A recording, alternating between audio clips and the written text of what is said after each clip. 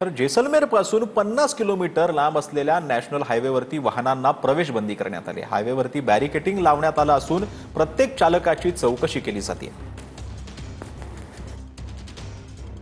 सध्या उपस्थित आहे जेसलमेर पासून कनौजच्या दिशेला जाणाऱ्या रस्त्यावरती आणि बीएसएफच्या 126 बटालियनच्या बाहेर मी सध्या आहे। आर्मी कडून या ठिकाणी आपण पाहतोय की पेट्रोलिंग केली जाते आणि पुढचे जे सगळे रस्ते आहेत ते सुद्धा या ठिकाणी बंद करण्यात आलेले आहेत, त्यामुळे कोणत्याही गाड्यांना आतमध्ये प्रवेश नाहीये। प्रत्येक आत जाणाऱ्या वाहनांची सुद्धा या ठिकाणी बीएसएफच्या जवानांकडून चौकशी केली जाते। सगळे रस्ते ओसांडे या रस्त्यापासून या बीएसएफ कॅम्प पासून पाकिस्तान जे आहे ते जवळपास 60 ते 65 किलोमीटरच्या अंतरावर आहे। मात्र त्यापूर्वीच आपण पाहतोय की सगळे रस्ते जे आहेत ते बंद करण्यात आलेले आहेत। केवळ गावकरी आहेत, त्यांना सुद्धा त्यांचं आधार कार्ड पाहून त्यांची आयडेंटिटी पटल्यानंतरच या ठिकाणाहून जाण्यास परवानगी आहे। जोपर्यंत परिस्थिती सामान्य होत नाही तोपर्यंत हा रस्ता खुलणार नाहीये आणि पूर्ण सिक्युरिटी ठेवून या ठिकाणी चौकशी केली जाते।